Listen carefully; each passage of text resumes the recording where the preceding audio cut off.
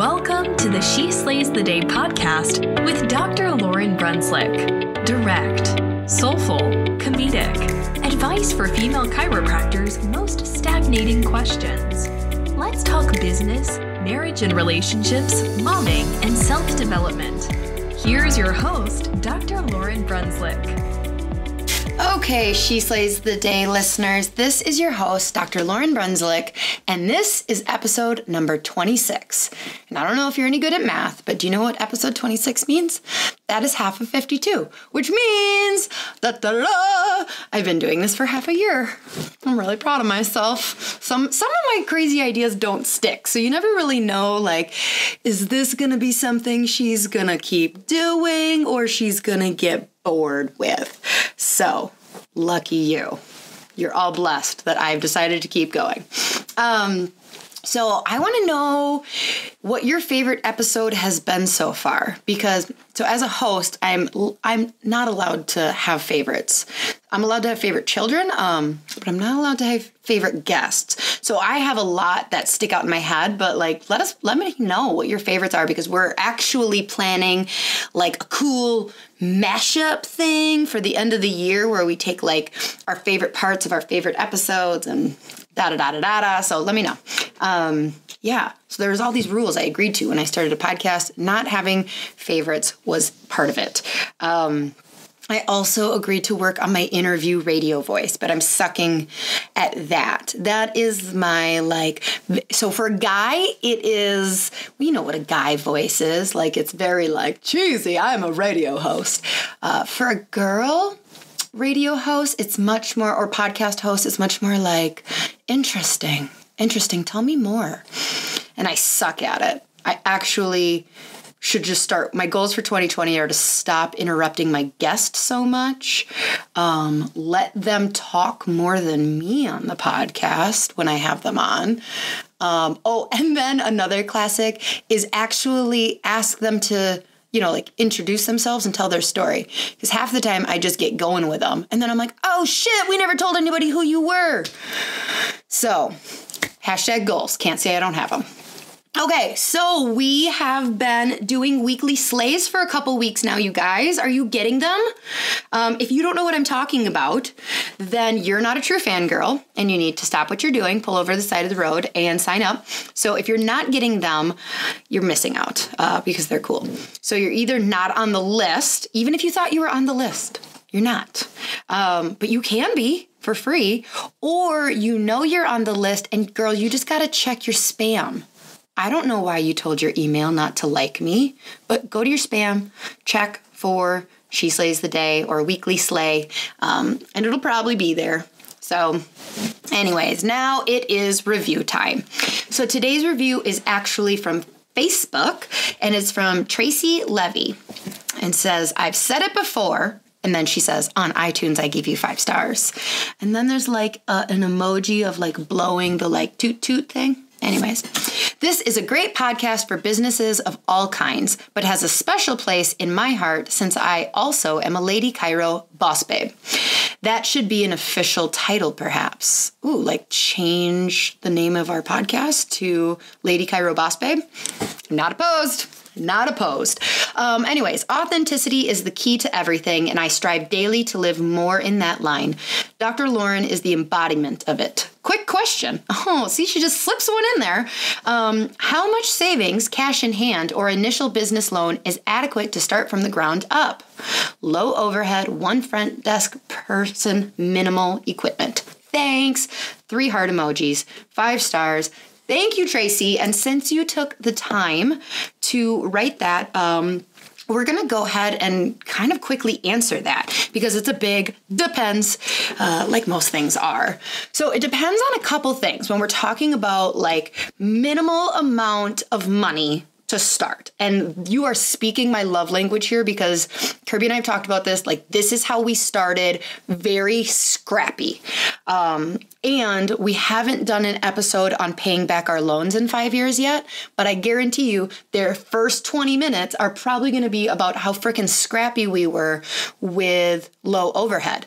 Because as we started to make money, we weren't paying it at our business loan. We were just shoving money back towards the loans. But anyways, I'm hijacking the question that's hijacking the episode. So yeah. Okay. So it depends on a couple things. So first, it really depends on the style of chiropractic that you do. So like if you're big rehab and you're like, well, I need a therapy bay. I don't know if they still call them therapy bays or if anybody else calls them therapy bay other than Northwestern Health Science University people. But it's basically an area where you just do stim and ultrasound all day. Or whatever, ab stuff, dynamic breathing, all that stuff that I hate and why I have low back problems. So I'm pretty straight chiropractic. So I don't have people resting after their adjustment. They come, they check in with the front desk and they lay down, they get an amazing adjustment, and then they leave. So you can imagine I don't need many square feet for that. And then the other thing that really depends is the price of your town. So I started, literally my rent was $365 for 800 square feet of building.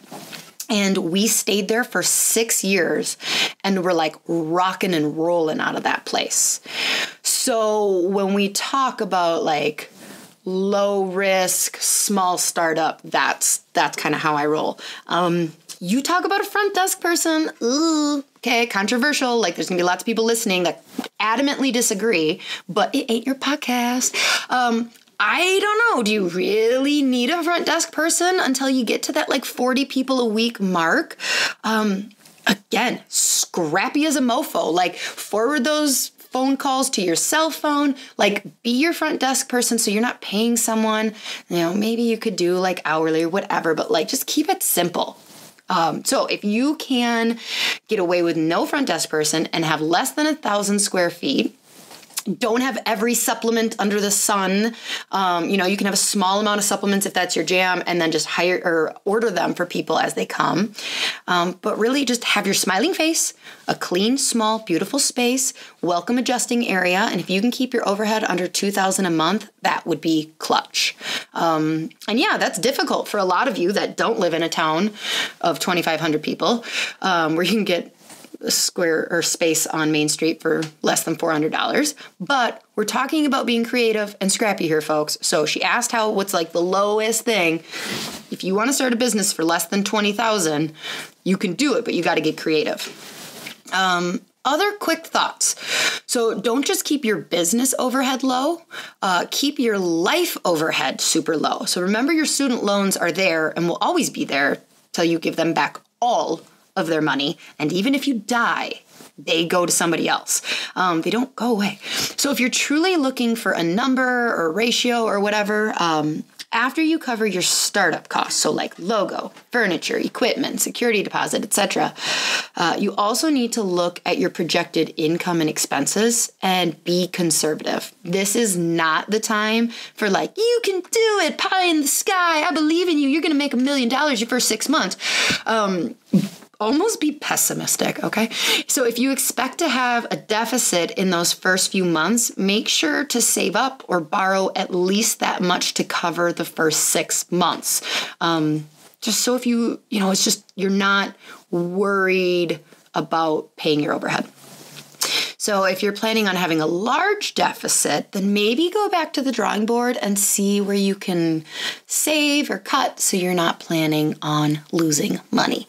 So I have about 72 more things to say on this. So I think maybe I'll get more details from you, Tracy, and like where you live and how you picture your clinic up and running, and we can give you your own episode.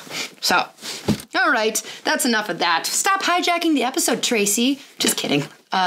So now it's time for She Slays Savings. Woo, woo.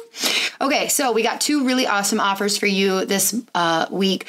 One is from our friends over at Connected and Inspired Media. They are they have an amazing product. It's an app for your pediatric or prenatal clinic, and it has exercises and tools on there that are going to save you time with your patients in clinic. Which is awesome because I am a huge efficiency procedures person. So not having to do the exercises right there and take 5 to 10 minutes of my time. I love being able to say, oh, download our free app. It's on there. So by mentioning promo code SheSlays, you are going to get 20% off your first month with them. And they're just, oh my gosh, if you have not met Ashley Elmer, who's one of the owners of that, she is just an absolute pleasure to work with too. Next She Slays savings is 10% off your checkout amount at the Sandy Spines Etsy store. Sandy Spines, you guys have heard me talk about her because I love her. Just so you know I said I also love Ashley, but that's how this works. I don't really let people on. I don't brag about people I don't love. So yeah, I do love them both. But Sandy Arthur is a very, very talented watercolor enthusiast. I don't know. And she's got great prints of the musculoskeletal system and really pretty stickers. So you get 10% off your entire order on her Etsy store, Sandy Spines, by mentioning promo code SheSlays. And also she'll hook you up with a couple free stickers if she's got them in stock. Whoota. Let's pray so we can get around to this question, huh? Oh, dear God, today I am telling someone to listen to you. I mean, I try and do that a lot. They should listen to you way more than they listen to me. But so if you could please speak super loud. This is something that I do with you often, and I think it's time we share it with the group, that so often when we are moving really quick in our day-to-day, and we're like, oh, yeah, God, show me what to do, and then we don't devote much time to it. And so when I know I am just in that hustle and bustle and potentially not being aware, I will just, it's almost like my mantra with you, my continuous prayer, make it obvious, make it obvious. So God, make it obvious to she's not doctor, Emily today, who writes in, let her know if she is on the right path, make it obvious. And everybody listening who is doubting a big decision that they're about to make it obvious. Just God, make it obvious, make it obvious, make it obvious. So in your name we pray, amen. Okay. So today, like I said, this is not from a doc, but this is from a future chiropractic student. So this is from Emily Barber, and she writes, Dear Dr. Lauryn, my name is Emily, and I'm going to be starting chiropractic school in November. So shit. This is airing like November 24th. So Emily, you're in school. I'm really sorry I did not answer your question ahead of time. But the good news is I wasn't going to talk you out of it. But, okay. Sometimes I feel indecisive about my career choice, and was wondering if you've ever experienced doubt in your journey of becoming a chiropractor. On another note, I love that there's finally a chiropractic podcast for women about relatable topics. Okay. So you ask, do I ever experience doubt in my journey of becoming a chiropractor? Well, okay, so I don't experience doubt in becoming a chiropractor because I feel like that would be wasted energy for myself at this point, obviously, and brush the forehead type thing, like I did a good job. But I think that I absolutely experience doubt and question and are indecisive on a lot of things in life. Like that is just very, very normal anytime that there is a big decision to be made. So I've shared with, I'll share it now, I actually didn't have doubt about becoming a chiropractor until I was in my second trimester of 10. So at Northwestern in Minneapolis, we go by trimesters. There's 10 of them. So from the time I was 12 years old until I'm already enrolled in chiropractic school, so this is a course of 9 years, I am so ungodly confident that I was put on this earth to be a chiropractor until 4 months in. And that's where for about a month I did really struggle. I don't want to say really struggled, but I partially struggled of shoot, was this a good decision? For me, the struggle was, wow, this is really expensive. this is really hard. And I didn't question whether or not I liked chiropractic myself. I loved it. I didn't question whether or not I could do a good job at it. I was always falsely confident that I could be amazing at anything. It was more of, not everyone's going to like me. And in fact, I mean, if you look at the stats on like the percentage of people who actually do wellness chiropractic, most people won't listen to my advice. And that was like, oh, it'd be a lot easier if I just had MD past my name instead of DC, because people blindly follow their MDs all the time, and I want to be blindly followed. So, cut to the chase. I did decide to stay in chiropractic school. But I mean, I don't know, this might be a little too deep and vulnerable for the show, but like there are days where I'm like, I had kids and I'm not allowed to return them. But like, I wonder what God would have done with me if I was like just a missionary who had the freedom to go around the world and work for, different organizations and change the world in a completely different way.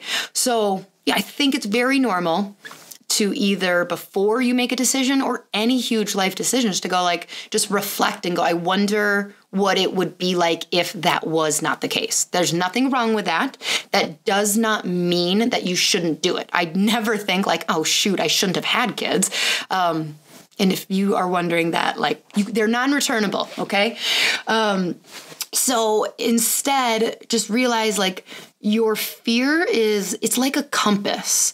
And I think we often think if we're making the right decision or if we made the right decision. So first of all, if we're about to make a decision, that we would have no doubts, that it would be very, very obvious, like, yes, this is absolutely what you're supposed to do. Well, we start breaking this down of like, what even is supposed to do? I seriously think that God had like 50 different versions of how my life could have turned out and would have been just fine. Again, not to get all like anti my children. I freaking love them and would never redo it. But like, I think that there is a parallel universe where Lauryn Brunslick isn't a chiropractor or a mom or married, or, like there's a parallel universe where maybe I'm a kindergarten teacher and I have 17 children and I'm way better at it than I am now. So there is no should. I think that you can make anything be very fulfilling and on purpose for your life. And also, just because you're scared doesn't mean it's the wrong decision.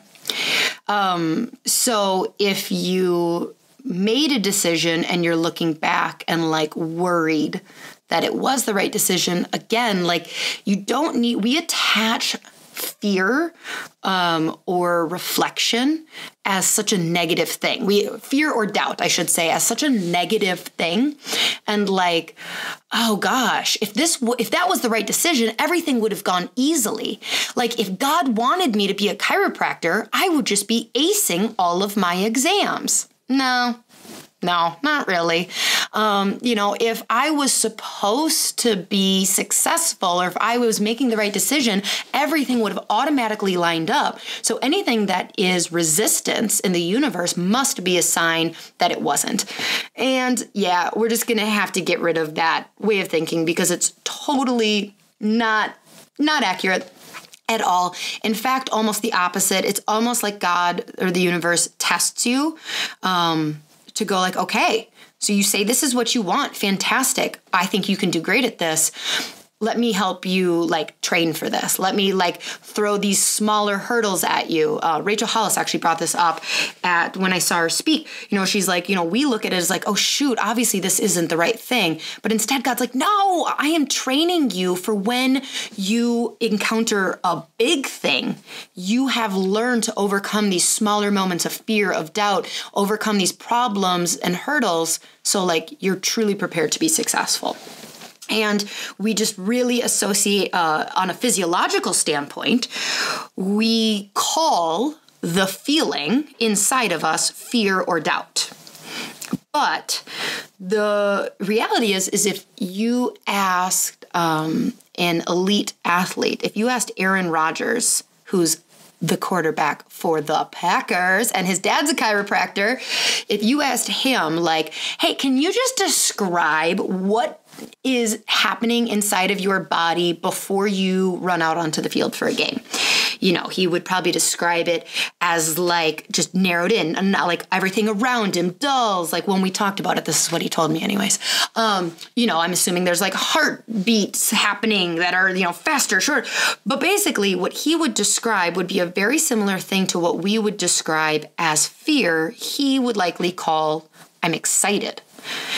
And they're just very similar physiological responses within the body. So, it is normal. Think of it like when you are on the ascent on a roller coaster. Now for you, maybe this analogy works for you guys. For me, I'm actually scared shitless.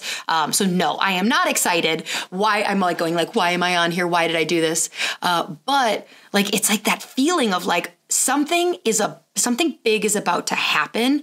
And there are all of these feelings in my body. So when you wrote this was a couple months out from chiropractic school. You probably saw on the horizon, you're on the roller coaster. It's not going fast yet. You're not doing loop-de-loops, but you're climbing and you see what's coming and you're getting a little freaked out. And that is okay, darling.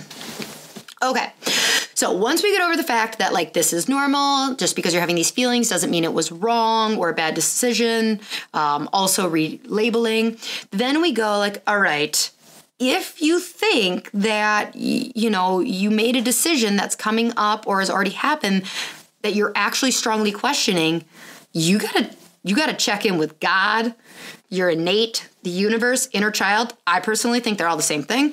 And go quiet and try and block out as much other messaging as possible, especially your own voice. So how you do this is basically the voice inside you that is like yippy and won't shut up and is negative. That's not God or your soul speaking to you. Because the way to discern is if you're hearing you're not going to make enough money as a chiropractor. That's the wrong voice. That's not soul and God. Because soul and God would be like, yo, girl, you're amazing. You can do anything you desire. But hey, hold off a sec. I actually have something bigger planned for you. That's how I believe like God would talk to you like, maybe not chiropractic school right now. It would still be in such a loving, encouraging way. So if you're like, what are you doing? Like chiropractors aren't real doctors. Chatty, chatty, chatty, yippee, yippee, yippee. That voice is not to be listened to. So go quiet, reflect in, and listen for that calm voice that is encouraging. And it's like you're wondering, it may not encourage you to become a chiropractor, but it's still going to encourage and empower you to go down a different path, to pivot. So that is absolutely first. Also on this, like, is there something specific you're thinking about instead?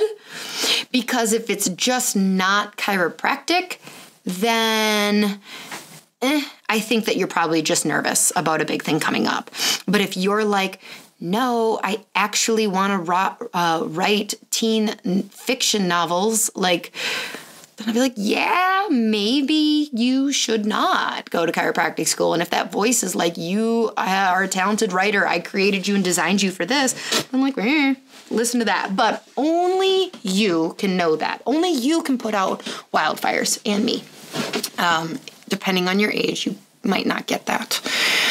Maybe that's why California is having so many wildfires. Maybe Smokey the Bear is not advertising as much anymore. And we just don't feel empowered, California does not feel empowered that they can put out wildfires. Weird freaking tangent. Anyways, okay.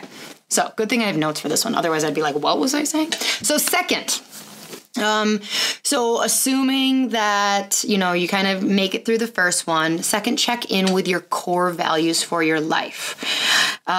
I kind of talk ad nauseum about core values because I think they're incredibly important.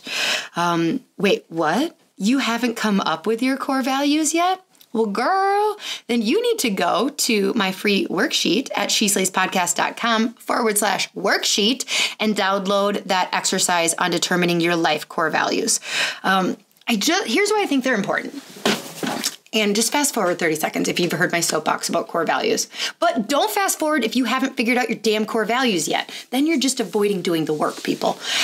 So core values are this lens that when you determine your unique values, unique to you as an individual walking around on this life with a unique fulfillment and purpose, they can be like a lens that you answer questions through.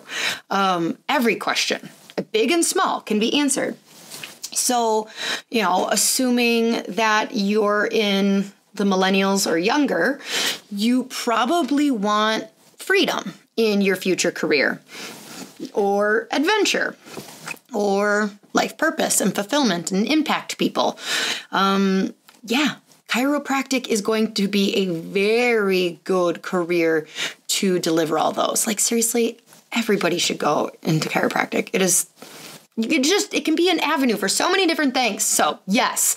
But if you were like, ick, I don't want freedom or adventure or fulfillment and helping people, ew, I don't know what your core values are then. You should figure them out and then email them to me or mail them. And then we'll talk about whether chiropractic can help fulfill them. But really, chiropractic as a career is so flexible that more than likely you can easily live a life with those. Okay. Third, do not be freaked out by all the cocky mofos out there who act like they have their shit together and know exactly what their life purpose is and where they're going to be 37 years from now. Now, I can say this because I was one of them. Actually, I am one of them a lot of the time. But so maybe these people, this is not a judgment on them. Maybe they do. Okay. Like maybe they have a direct line with Buddha and God and Jesus and their inner child. And they're like, I know exactly how every minute is going to play out until the second I stop breathing. And it's all going to be butterflies and rainbows. But more than likely, this comes from this is not a judgment on them. This is only me speaking about myself. But I know that when I reflect back on times where I could have been vulnerable and unsure, because I can't see the future any better than anyone else's. So, it is possible that they are very cocky because, yes, they've done the work and they just have no questions about it. But a lot of times it just comes down to an insecurity and not wanting to display any fear that they could fail at this decision. So just don't be distracted. Put your blinders on for those people. Most of them are full of shit. They're scared also. They're just better at faking it. All right. So I don't know. It just doesn't sound like your personality from you writing in that you would just falsely go around confident and have no fear. So I like that you're being vulnerable.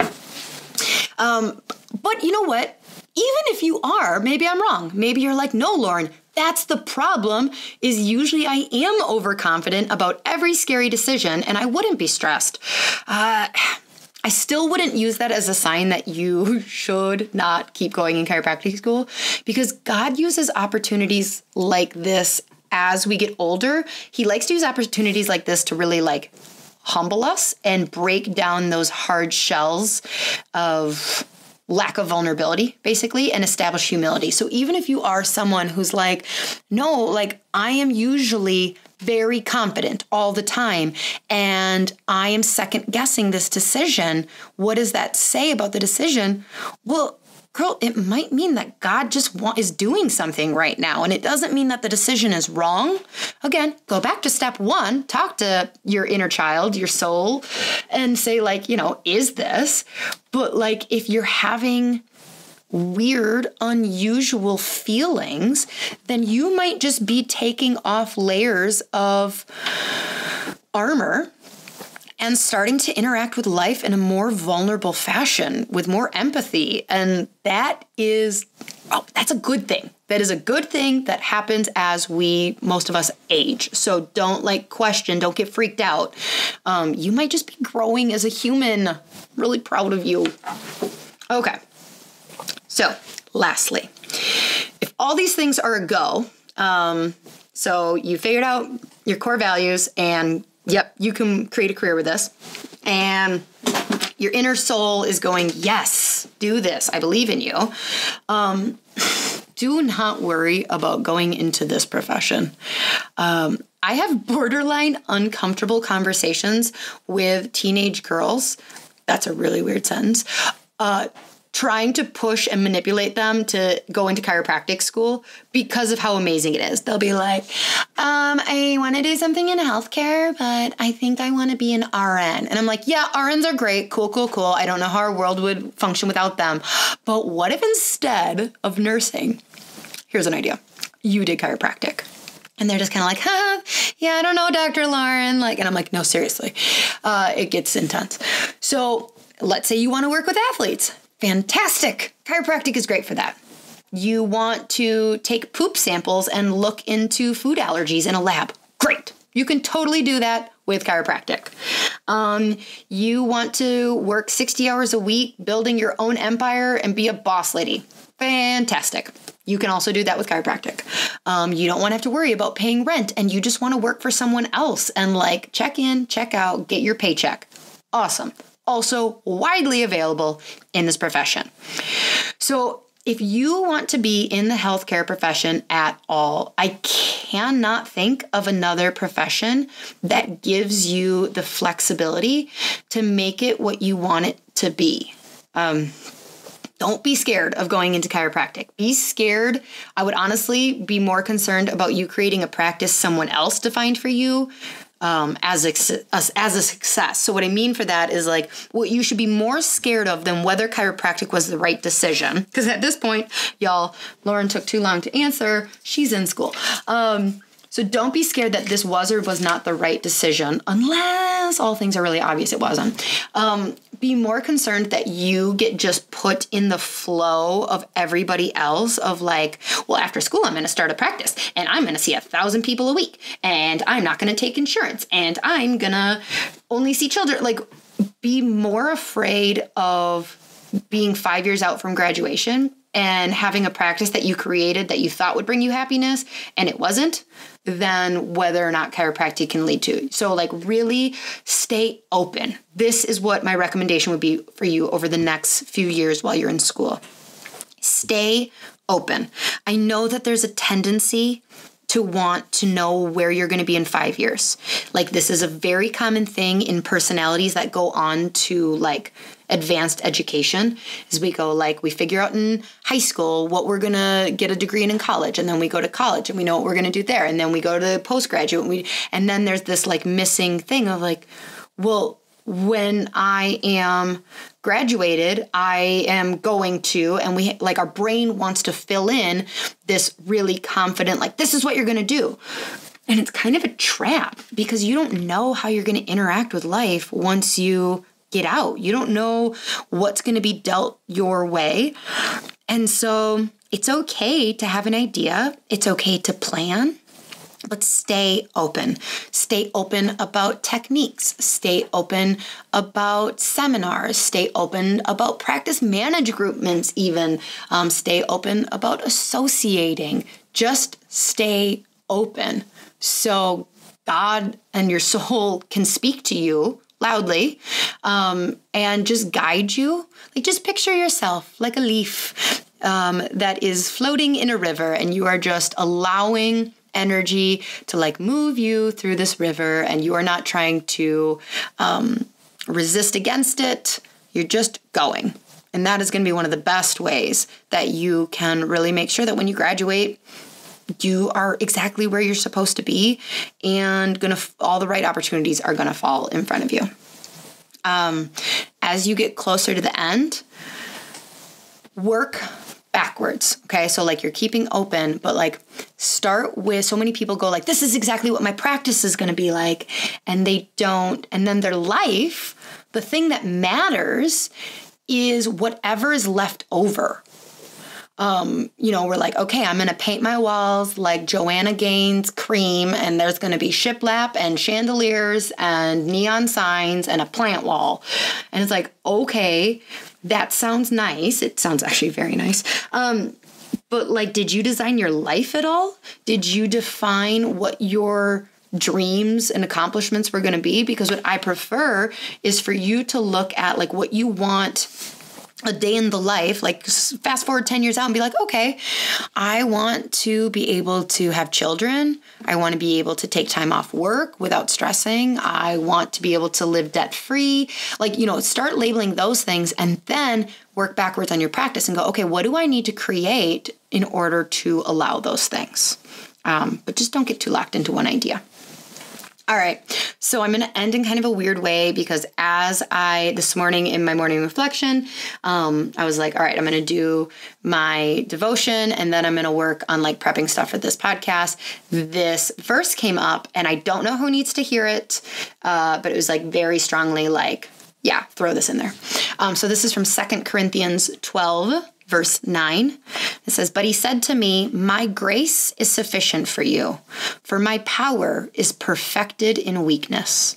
Therefore, I will boast all the more gladly in my weaknesses so that the power of Christ may rest on me." So this is Paul talking about like basically how I would break it down is like, it's okay when I doubt. It's okay when I suck. It's okay when I am not living up to my best, because when I am humble, when I allow space to reflect and question and wonder, when I am weak, that is when God can really be strong.